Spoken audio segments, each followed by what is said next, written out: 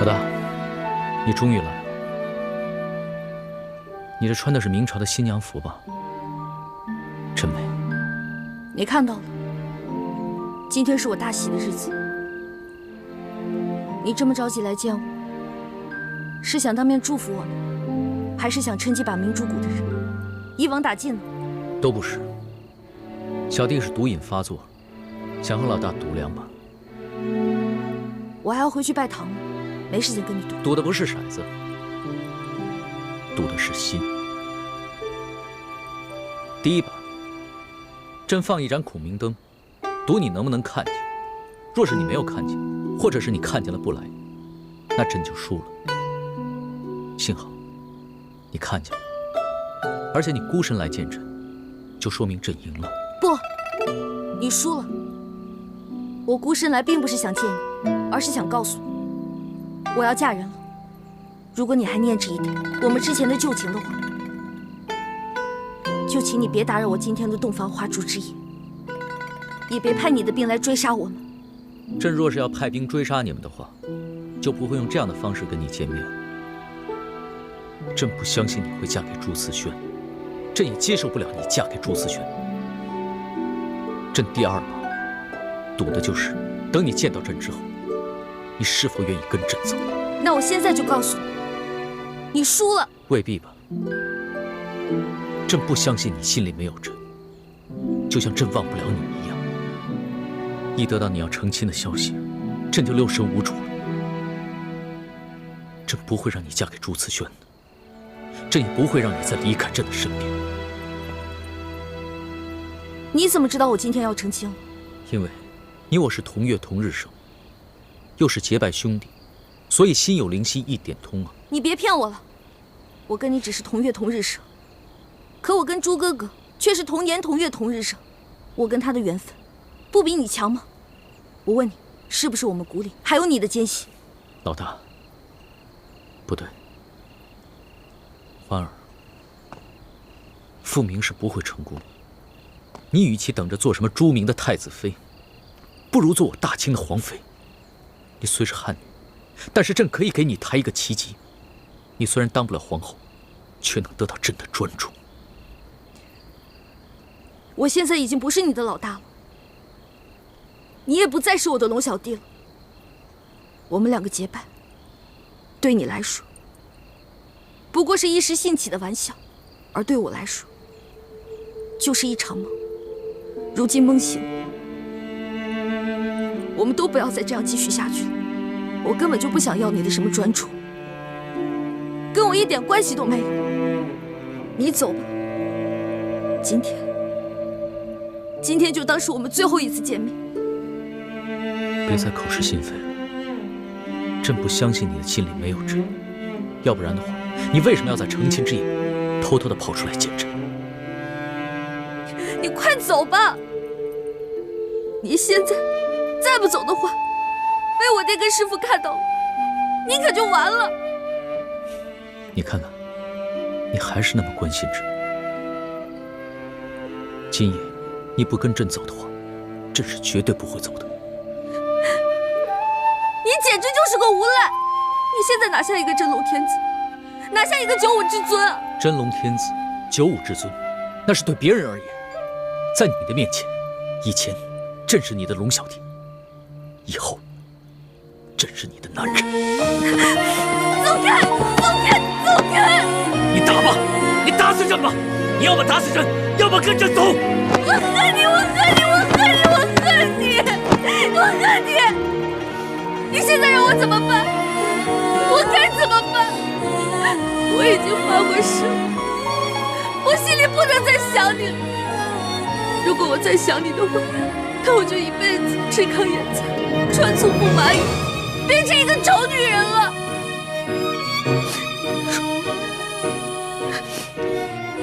既然你已经发了这么毒的誓了，那唯一的解毒办法就只有以毒攻毒。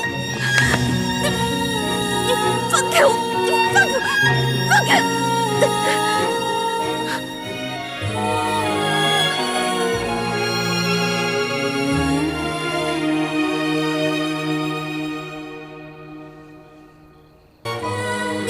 放开我！你放开我！放开！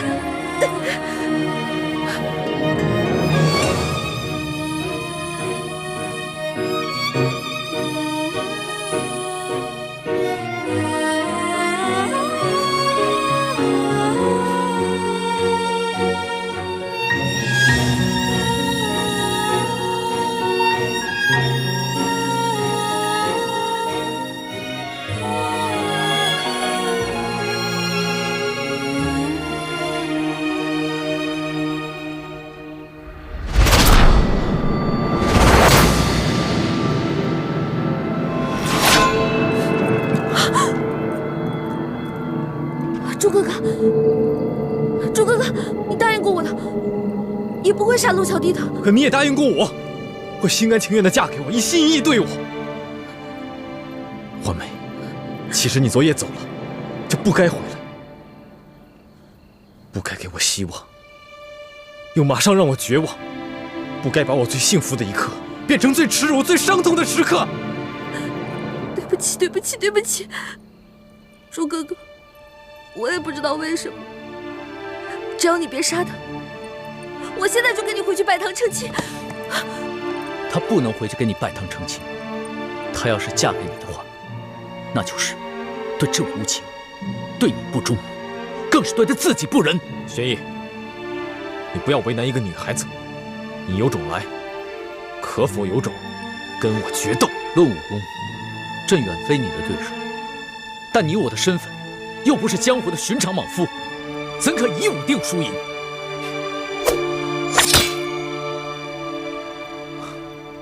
若你我争的是天下，自然不该以武论输赢。但现在，我们争的是一个女人，则你我的身份，不过是世间一寻常男子。爱新觉罗玄烨，拔剑吧！我就站在这里不动，只用一双肉掌与你交手。你若能逼得我双脚动一下，就算你胜。我和易欢的婚事取消，你带他离开。你若是败了，我也放你一次，让你离开。我带易欢回去继续我们的婚礼。是男人，就接受这次挑战，否则滚回你的紫禁城，做你的八面威风的皇帝。但是，你再也没有资格以寻常男人的身份来跟我抢易欢。好，那朕就接受你的挑战，与你决斗。你疯了吗？你肯定打不过朱哥哥的，你快走啊！儿，自8岁起，朕就只能是一个皇帝。但是朕现在想任性一回，做一回世俗男子，去真真正正的跟朱慈轩来一个决斗。若是输了，朕也绝不后悔。朱哥哥，三师傅说你这几天都不能与别人交手的。康熙都应战了，难道我还怯战不成？欢梅，这是我们两个男人之间的决斗，跟你没有关系。朱哥哥，玄烨，动手吧。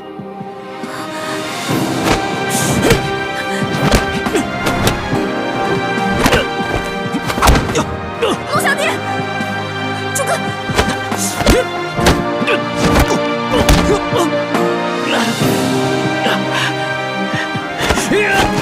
陆小弟，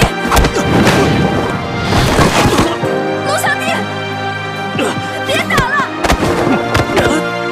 别打了！你们两个别打了！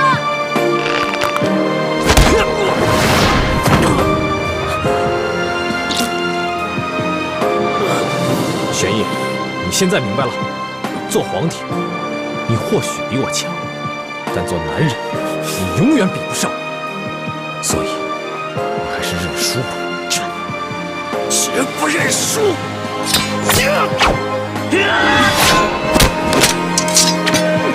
朱哥哥，朱哥哥，你千万别杀了龙小弟！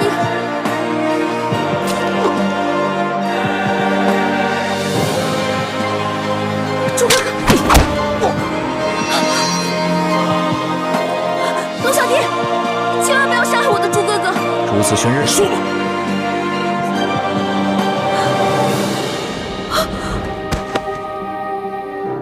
朱哥哥，朱哥哥，朱哥哥，你醒醒！朱哥哥，朱哥哥，你醒醒啊！朱哥哥，朱哥哥，朱哥哥！花儿，他已经输了，你跟朕走吧。不，他是因为我逃了婚，练功的时候走火入魔了。他私下放了我，犯了蒙规，所以受了鞭刑60下。现在和你决斗，又加重了伤疾。否则在平时，纵使有10个你也打不过我朱哥哥的。朱慈轩身受重伤，还要跟朕决斗，如此意气用事，怎么能成就大事？那你呢？孤身一人前来寻我，难道不是意气用事吗？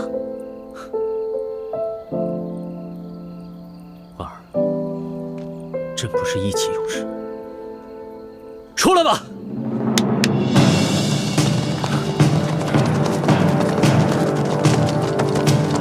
皇上，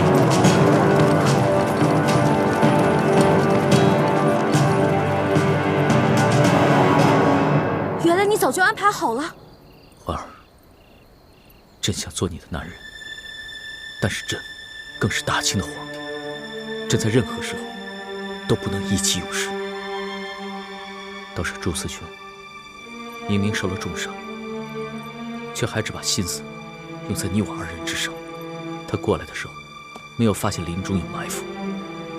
那你现在想干嘛？你想杀了我朱哥哥吗？花儿，朕不想骗你。你和朱思轩，朕必须带走一个。如果你今天不跟朕走的话，那朕会将朱思轩带回去打入天牢。有太皇太后在，朕无法保他不死。但你若是跟朕回去了，那朕可以将他留下。是去是留，你自己决定吧。你这根本不是在跟我赌，你这是在逼我！这就是在逼你！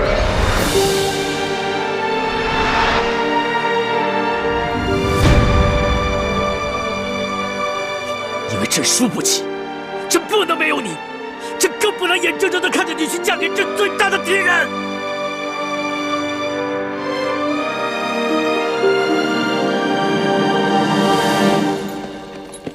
玉，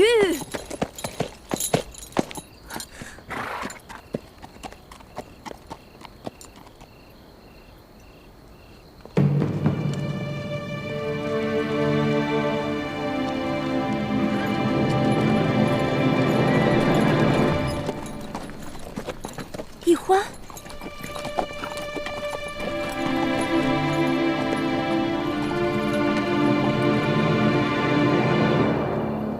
大师兄，大师兄，大师兄，大师兄！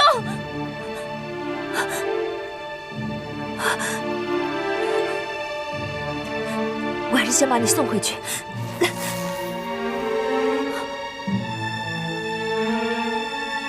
这是师父们发的信后带。不行，我不能带大师兄回去。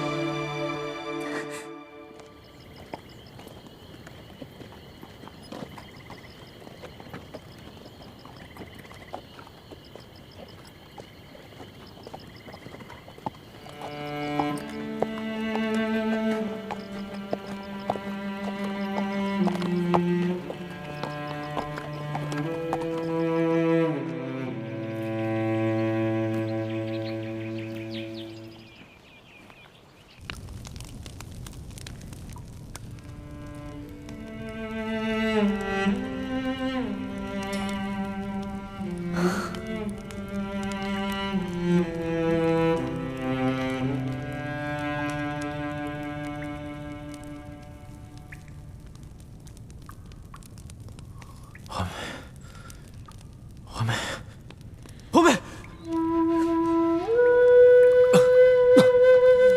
大师兄，你醒了。你醒了，大师兄。怎么样了，大师兄？好点了吗？倾城，我这是在哪儿啊？大师兄，你昏迷了3天3夜，都快把我急死了。你昏迷前是不是跟人交手了？你忘了三师父的嘱咐，在你伤好之前不能交手，不然你的伤会缠绵不愈的。欢梅呢？欢梅现在不在这儿，师傅们在找你，还发出了信号弹。我没有把你带回去，因为我怀疑咱们明珠谷可能有内奸，所以康熙才会这么快就……我不想知道内奸是谁，我现在什么都不关心，我只想知道欢梅去哪儿了。大师兄，她是不是跟康熙回宫了？大师兄，你别这么激动啊！你告诉我，她是不是跟康熙回宫了？好，我告诉你，你可别太激动啊。那天我打算永远离开你们，可是我离开山庄没有多久，我发现天空中有孔明灯，我就猜到是康熙去找奕欢了，就悄悄跟了去。结果我看见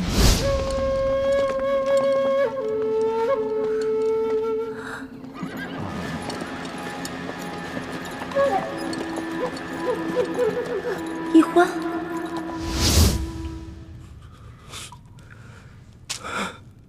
为什么？为什么？他为什么要跟康熙走？为什么要骗我？为什么要这样子羞辱我？为什么？为什么？为什么？大师兄，为什么？大师兄，为什么？哭出来了，心里就会好受。为什么？为什么？不要！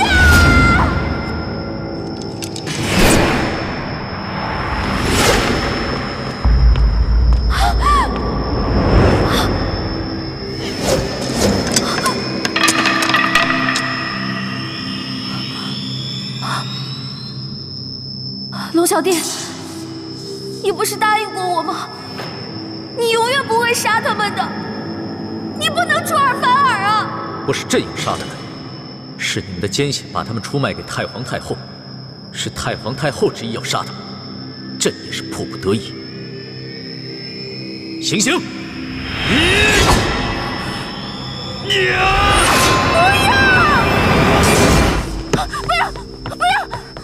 师叔姑娘，你怎么了？我没事，做了个噩梦。先下去吧。是。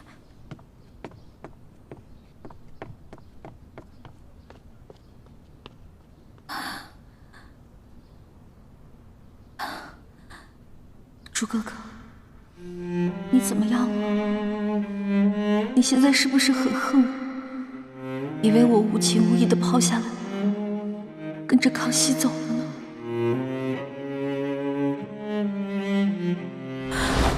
你和朱自轩，朕必须带走一个。如果今天你不跟我走的话，那朕会将朱自轩带回去打入天牢。只要太皇太后在，朕无法保他不死。但若是你跟朕回去了，那就可以将他留下。是去是留，你自己决定吧。你这根本不是在跟我赌，你这是在逼我！这就是在逼你，因为朕输不起，朕不能没有你，朕更不能眼睁睁地看着你去嫁给朕最大的敌人。朱哥哥，我没有言而无信，出尔反尔。我一来是为了救你，二来是为了查清龙小弟为什么能对我们这边的情况了如指掌。我们明珠谷是不是还有奸细？你能原谅我？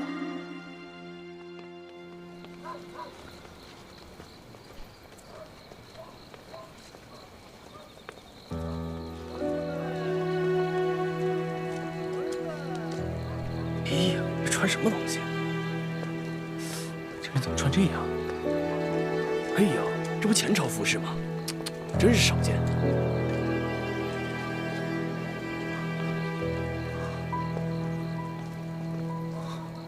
哎呀，你看看他穿的什么衣服呀？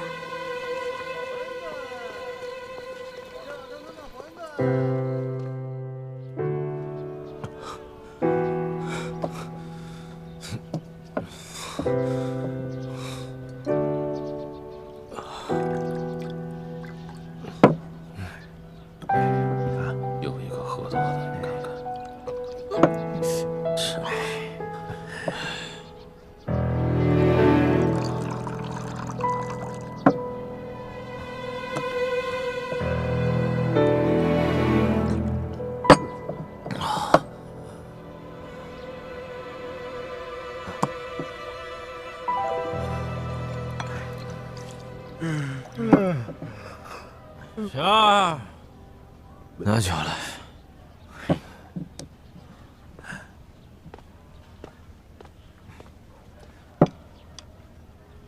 客官，你这都喝了一晚上了，还能再喝吗？你还有钱再喝吗？连你也看不起我，你以为我没钱吗？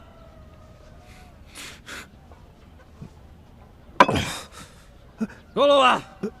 够了，够了，够了，客官，只要您觉得小店的酒好，您随便喝啊。倒下去。啊！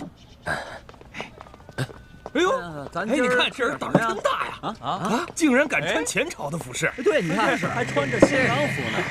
哎，咱们走。哎，来，你们说这人会不会是乱打啊？哎，要真是乱打，岂敢穿着前朝服饰公然上酒楼来招摇？我看不是哪个戏班的戏子，就是个疯子。对，有道理。哎，我看他可不像是疯子。你看他那副伤心欲绝的样子啊！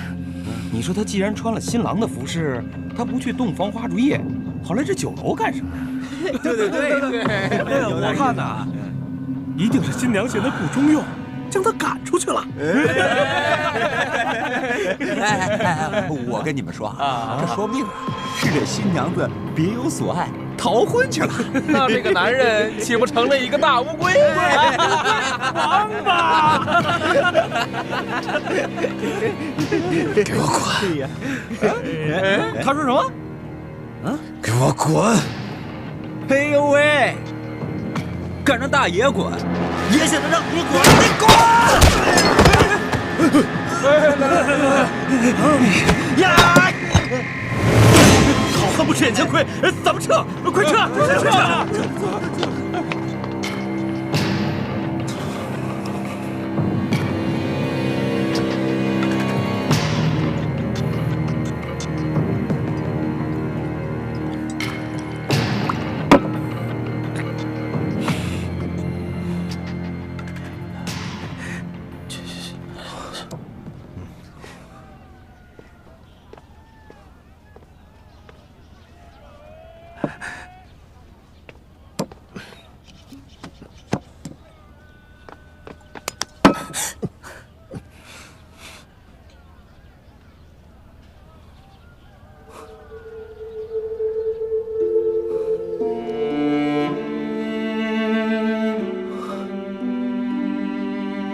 是你呀！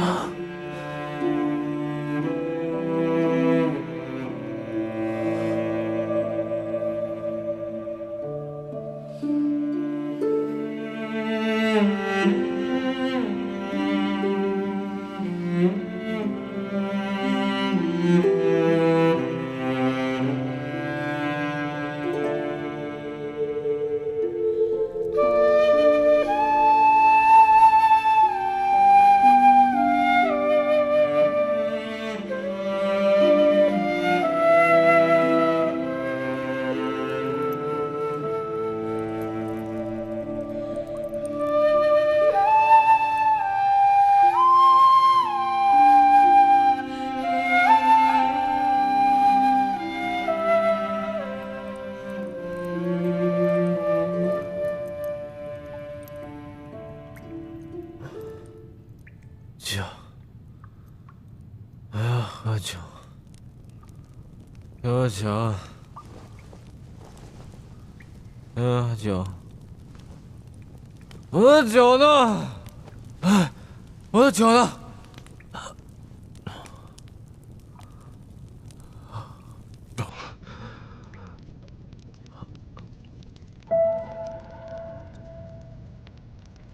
惠美。你回来了。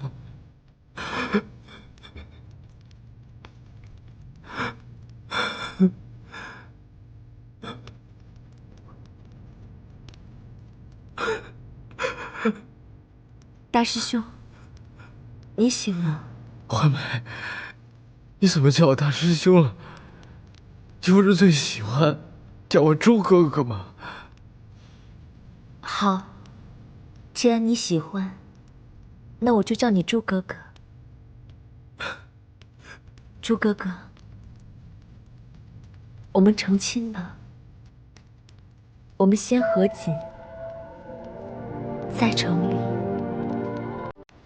成亲。好。可是师傅们不在啊。成亲是我们2个人的事，师傅们在不在，不要紧的。好，我们成亲，我们成亲。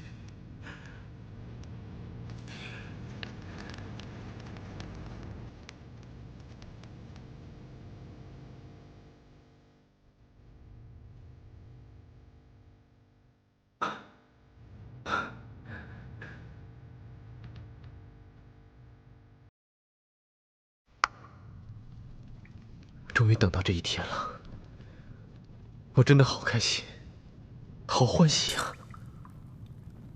朱哥哥，我也是。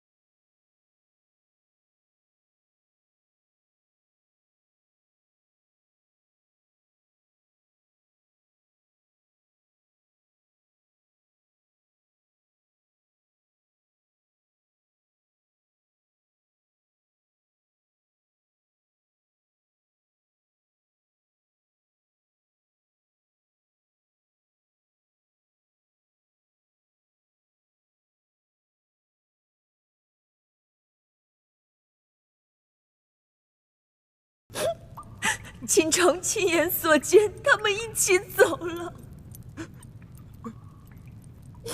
不要再折磨你自己了。一直真爱你的人是倾城我呀。这么多年，倾城一直默默地爱着你，我理解你，我懂你的心。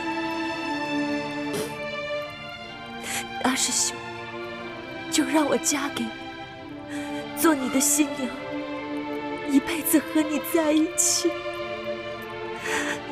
关心你，爱护你。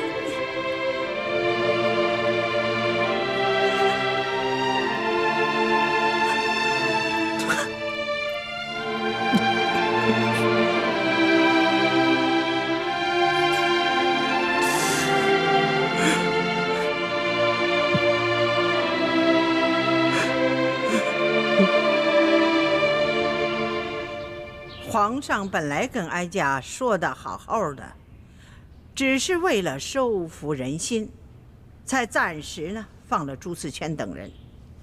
怎么就斗起来了呢？这若不是朱思轩此前先受了重伤，那皇上岂不是危险了吗？太皇太后都不用担心，皇上应该不会有什么危险的。奴才已经做了周密的安排，一发现有什么情况不对，他们会立马冲出来保护皇上的。你还有脸说呀？啊，如此大事你都不来向哀家禀报啊？你还不加以劝阻啊？就这么由着？皇上任性啊！太皇太后，您真是委屈奴才了。这皇上为了怕奴才走漏风声，一直都不让我离开他的视线。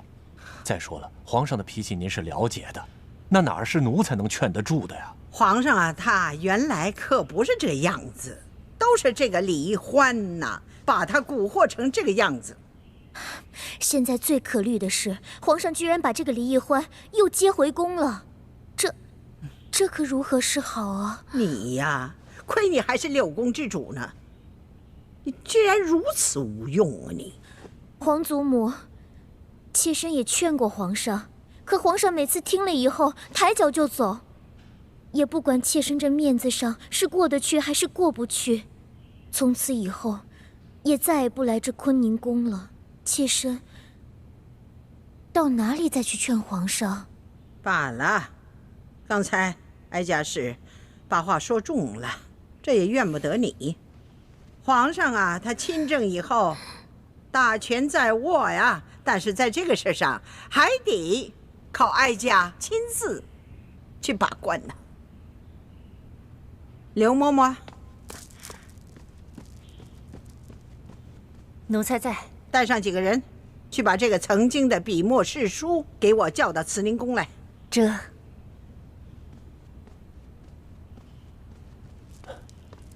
太皇太后啊，您要见着李易欢，那奴才也不方便待在这儿了，奴才就先告退了。万一要是传到皇上那儿，皇上会怪奴才多嘴的。你也去吧，以后再有什么事情，还得要你及时向哀家禀报啊。这皇上真的身边不能缺少像你这样的忠心耿耿、不怕给皇上纠错的人呐。多谢太皇太后，奴才告退了。奴才告退。哎呦，这个李玉欢呐，居然还敢回来，真把这紫禁城当成想来就来，想走就走啊？有这么随便的吗？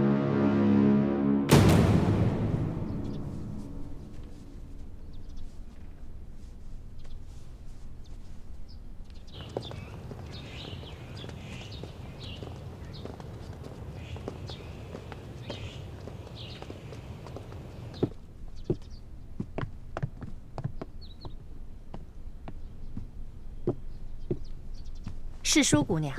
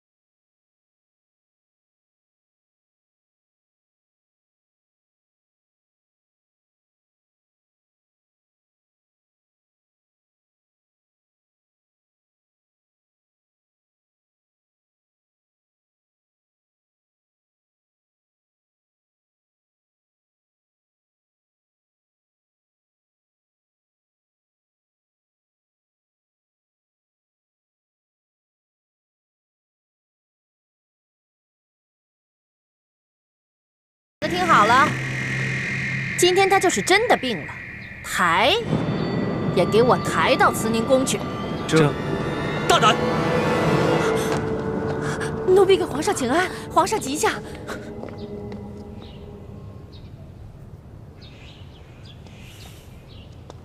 传太医，这刘嬷嬷，你的胆子很大呀，居然敢对世淑姑娘如此无礼！奴才该死，奴才该死！是太皇太后，她要宣世淑姑娘去慈宁宫的，请皇上恕罪啊！好了，你去回禀太皇太后，就是世淑姑娘病了，等她病情好转了，朕再陪着她去给太皇太后她老人家请安。是。走。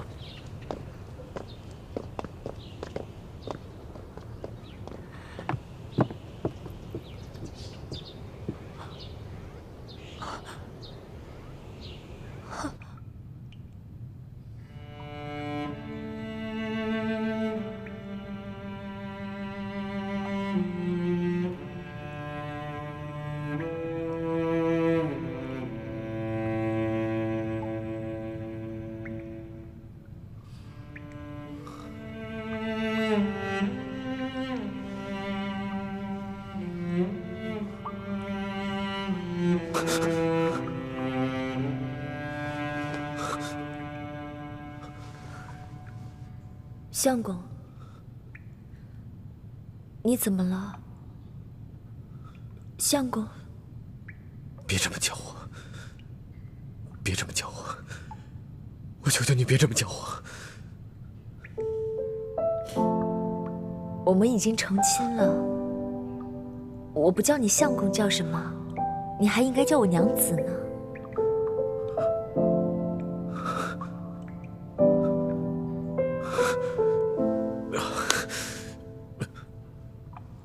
我的头好痛，头好痛。昨天晚上就是一场梦，昨天晚上就是一个梦，对不对？不对，昨晚不是梦，昨晚都是真的。我们行过礼，入过洞房，我们现在已经是夫妻了呀。我竟然背叛了小师妹，我还有什么资格去爱她啊？还有什么资格去爱她？相公，你没有背叛她，是她先背叛了你。她逃了你的婚，跟着康熙走了。她带给你作为一个男人最大的耻辱。她现在已经是康熙的女人了，不可能再回来了。不会的，我妹不会骗我的。她跟康熙回宫是有苦衷的，她不可能嫁给康熙的，她不可能这么对我。相公，你醒醒吧！你看看你背后的伤，这都是你为他才受的鞭刑。你的伤还没有痊愈，你就忘了疼吗？难道你又忘了他任由你昏迷在荒山野岭，自己自私的跟着康熙走了，去追寻他自己的爱情，根本就不顾你的感受。别说了，别说了！你不要再自欺欺人了！别说了，别说了，你别说了！别说，别说了！你不要叫我相公，我也没办法把你当我的娘子。我的心里只有环妹，只有环妹，再也装不下其他的人。是我不配做你的相公。你还是放不下的，就算他那么对你，你还是放不下的。是，不管他对我做什么，我都放不下他。我放不下他，我放不下他。既然你放不下他，那你为什么要接受我？为什么要跟我入洞房？你为什么要给了我希望，又让我这么绝望？你说。对不起，倾城，我真的放不下他。我对你来说就是一具空壳，就是一个行尸走肉。你跟我在一起不会幸福的，而且我不能将错就错，否则欢梅只能去跟着康熙了，我会害了她一辈子。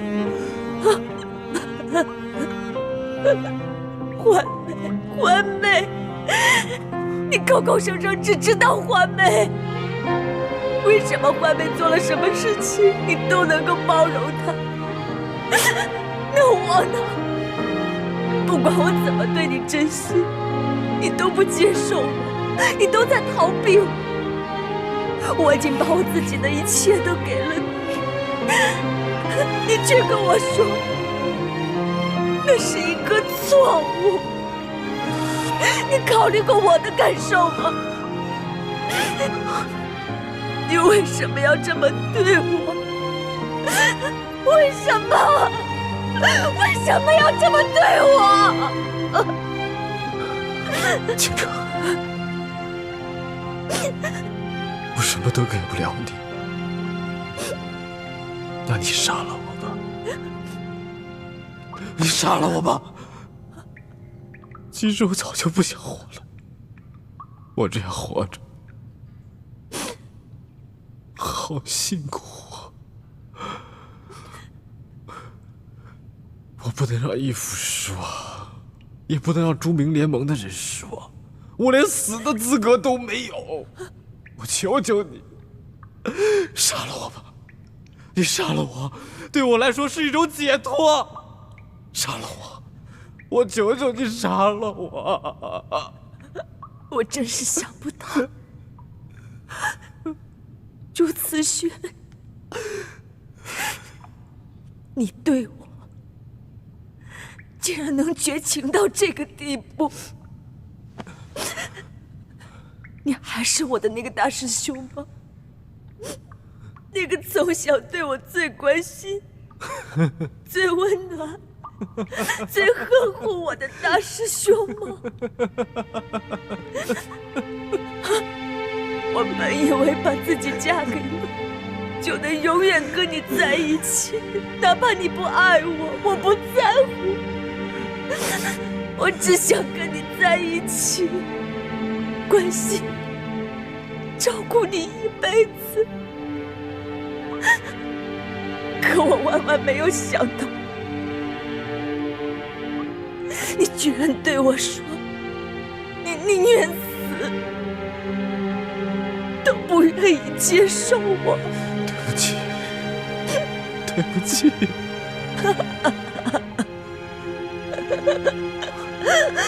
倾城，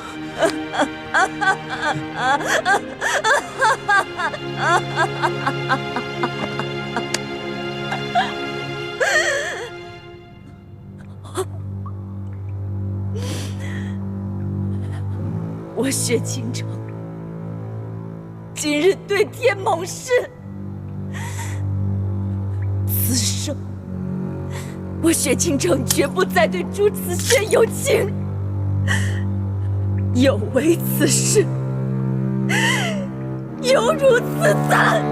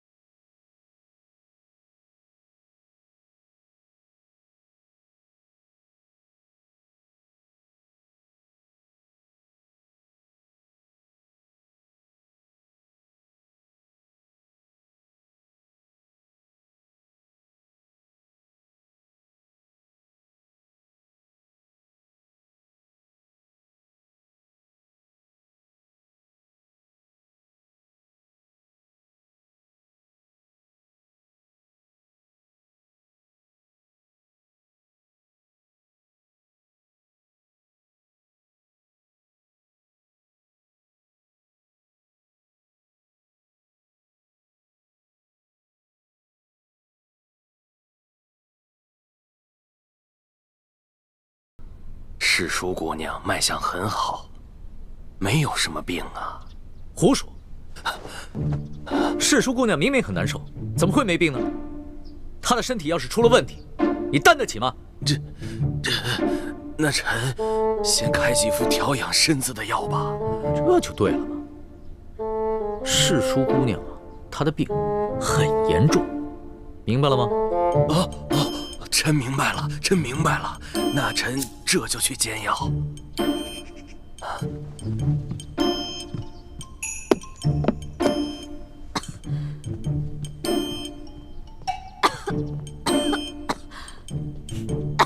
别装了，都走远了。你小点声，要是被太皇太后知道了，又该找我麻烦了。你放心吧，太皇太后那边有朕担着呢。虽然这么说，可是我还是有点害怕，还是有点担心。你是在担心明珠谷的那些人吧？我昨天晚上做了一个梦，我梦见你抓走了我的猪哥哥，还抓走了我爹跟我师傅们，最后你还要砍他们的头。你这个呀，就是日有所思，夜有所梦。当然，如果你爹和你的师傅们一意孤行，坚持要光复大明的话，那最后这样的结局是在所难免的。因为到了那个时候，就算朕想放了他们，满朝的文武和太皇太后也不会放过他们。我明白，我以前一直认为皇上是这天下最大的官，可以为所欲为。可是在我进宫大半年以后，我才发现，原来身为皇上，也有太多的身不由己。龙小弟，我这次答应你回宫，不仅仅是为了救猪哥哥的性命，我还想开诚布公的跟你好好谈一次。你想谈什么？说实话，从小到大，我爹跟师傅们都教导我，要光复大明。我们明珠谷的孩子都以光复大明为一生中最大的责任。可是我始终不明白，我们为什么一定要光复大明呢？我爹跟师傅们总是说，朱明王朝才是正统。我们大明是如何如何的好，你们大清是如何如何的不好。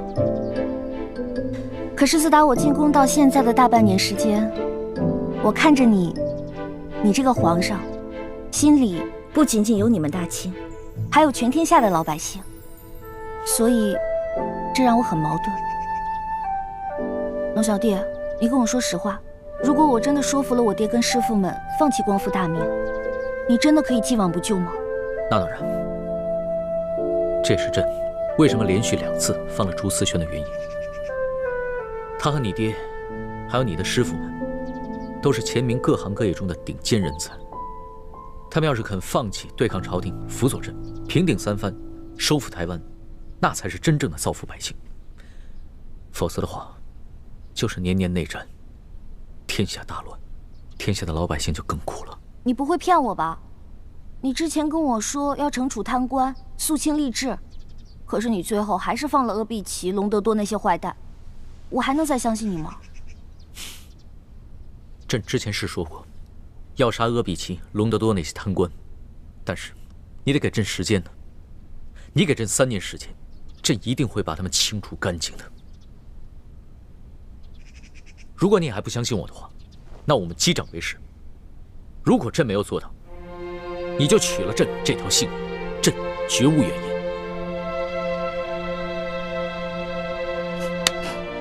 我相信你，龙小弟。不过，你也得给我时间。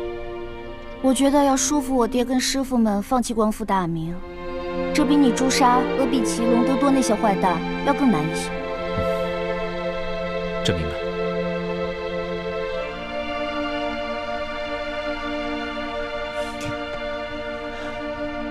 花儿，这化解朝廷与明珠谷之间的矛盾，就全在你和朕2人了。所以，无论如何，咱们2人一定要互相信任，互相扶持，永不相疑，永不相害。好，我们要互相信任，互相扶持，永不相疑，永不相害。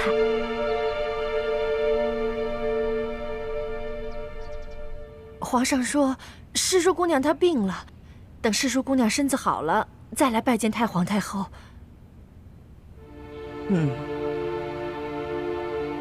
下去吧。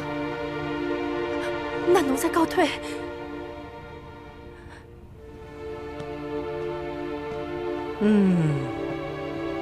这当您连女色误国之事要重蹈覆辙了吗？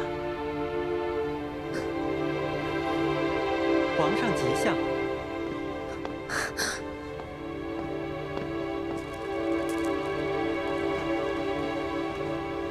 皇上吉祥。皇祖母吉祥，孙儿给您请安。哀家可是受不起这大礼呀。先起吧。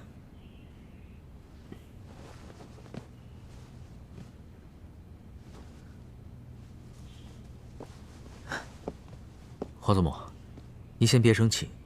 孙儿知道您心里不痛快，所以特意赶过来，给您请安，顺便说几句心里话。你都把人接进宫里来了，连哀家都不能碰，你还有什么话好说？皇祖母，您知道孙儿为什么要把奕欢给请回来，而奕欢为何又肯随朕回来吗？告诉你吧，这李奕欢随你回来，他是为了自己的未婚夫朱思轩，而不是为了你。你呀，想想你皇爷爷和皇阿玛的结果，你都不该如此糊涂。爱新觉罗的子孙不该如此荒唐啊，不该如此为所欲为呀！皇祖母，切勿伤心。孙儿不是皇阿玛，也不是皇爷爷。孙儿心里虽然爱着奕欢，但是孙儿不肯忘了自己是爱新觉罗的子孙，是大清的皇帝。孙儿绝不会放下身上的重担，为所欲为的。那你为何要接他进宫啊？皇祖母，孙儿想要劝降李定国等人归降大清，若是能兵不血刃就瓦解反清联盟，那岂不是为国为民的大幸事？而这奕欢就是最好的突破口。只有通过奕欢，朕才能了解到李定国等人最真实的想法。朱明王朝有什么好？他们为什么要反清？也只有通过奕欢，朕才能让李定国等人知道朕最真实的想法。朕是一个怎样的皇帝，要打造一个怎样的太平盛世。哎呀，皇上啊，你太一厢情愿了。你要知道，这个李定国是前明残党余孽、顽固不化的头目啊，怎么可能轻易被你感化呢？再说这李奕欢，他分明是跟你假心假意，目的是要得到你的信任。皇祖母，奕欢绝非你所想的那样。奕欢他单纯善良，没有什么野心。他心里所关心的，不是这个天下到底是姓朱还是姓爱新觉罗，他心里面所关心的是这天下百姓的疾苦。而且，他对朕的真心，朕能感受得到，还有他对朕的情谊和对朕殷切的期许。他这次随朕回来，不仅仅是为了救朱慈轩，而是为了和朕联手，劝降李定国等人，化解朱明联盟对大清的仇视。皇祖母，请您相信孙儿，也相信奕欢，再给我们一些时间吧。哎呀，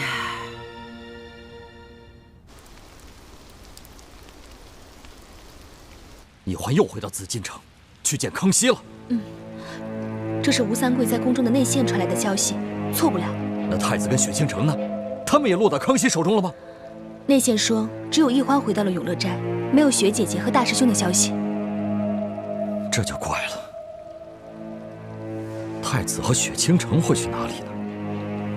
如果说倾城为情所困，悄悄走了，那还说得过去。可是太子不该就这样悄无声息的没有消息。他有什么行动，一定会向我们先行报告的。那会不会是太子看奕欢回宫去找康熙了，所以也潜回宫去找奕欢？此事事关奕欢的名节，还有太子的尊严，所以他不愿意告诉我们这些师长。真没想到，这奕欢，他居然是非不明，敌我不分，真是让人痛心呐！大师父，奕欢虽然任性，但还不至于是非不辨，敌我不分。我想她不想嫁给大师兄，只是因为她心里还放不下康熙，不能一下子把和大师兄的兄妹之情转变为男女之情。还有，你说，她真要是糊涂到抛下我们这些亲友，主动回宫找康熙，那我还真不信。也许她是有什么自己的原因呢？还能有什么原因？她本来在山庄好好的，突然间人就不见了，一定是回到紫禁城去找康熙了。他这么做，怎么对得起他死去的娘亲？怎么对得起我们这些师长？怎么对得起他自己的身份？晋王，奕欢从山庄回去皇宫，而太子至今下落不明，这些事情都很蹊跷。难道我们山庄内部也有倾听的奸细？啊？什么？除了唐一手，还有奸细？樊兄所言甚是，我们离京之后，就住在这香山泉水山庄，可是康熙却似乎对我们的行动了如指掌，这说明泉水山庄也出了奸细，而且现在我们的行踪已经暴露，在我们没有查到奸细是谁之前，恐怕清军就会杀到，所以现在当务之急，我们还是先离开这山庄，找一处只有我们几个人知道的安全地方，再行躲避。没错，现在这里已经不安全了，事不宜迟，我们赶快撤吧。龙小弟，怎么样？太皇太后有没有为难你？为难倒是没有，只不过他老人家这一生命运极为坎坷，虽经历过不少大风大浪，但没想到今日为朕几度落泪，朕的心里很是难过。我能明白你的心情，其实我也一样。我不怕爹跟师傅们骂我，我只怕他们难过。我爹是个铁骨铮铮的汉子，从来都是只流血不流泪的，但这次为了我，气红了眼睛，甚至要拔剑自刎。我心里特别的内疚。朕知道，要不是你爹以死相逼的话，你是不会答应和朱思轩成亲的。这你也知道。虽然你们出了紫禁城，但是你们的行踪，朕了如指掌。龙小弟，你在我们那儿是不是埋伏了奸细？慧儿，这些事情，朕不能告诉你，朕也不想用一番谎话来欺骗你，你就不要再问朕了。你只需要知道，朕是真心想以仁德治天下，不欲大动干戈、大行杀戮。要不然的话，朕也不会冒险去见你，而是直接派兵把明珠谷给剿了。谢谢你，龙小弟。如果你真的把我爹跟师傅们全杀了，我就不知道该怎么办了。所以，哪怕是为了你，我也要再给明珠谷一个机会。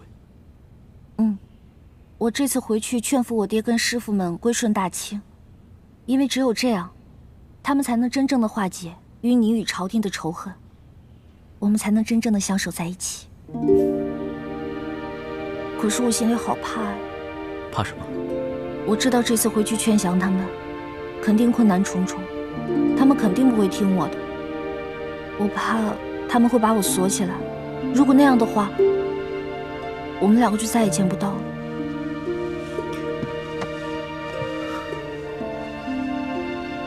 朕的心里也是很怕，怕再也见不到你。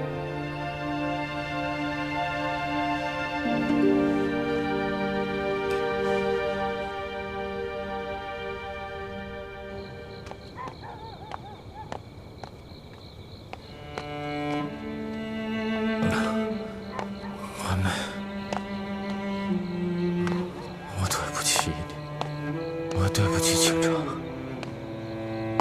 像我这样的人，根本就是一个禽兽。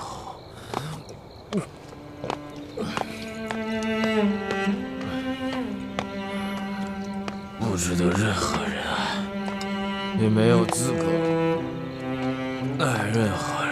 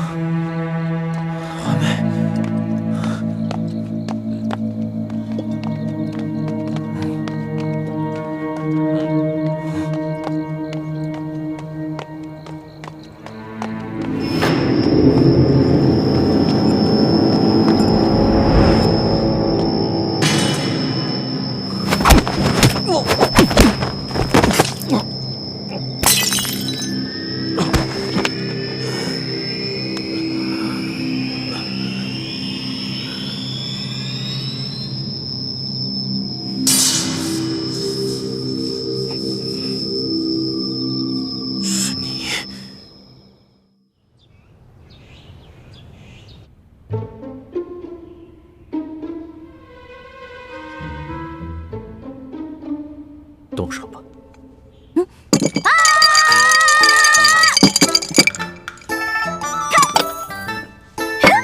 我赢了！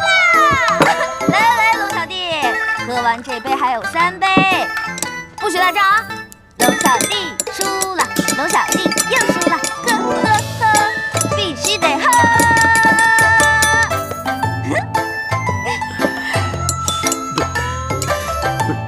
老大，你这里边是不是有什么鬼啊？啊，为什么朕一发都赢不了啊？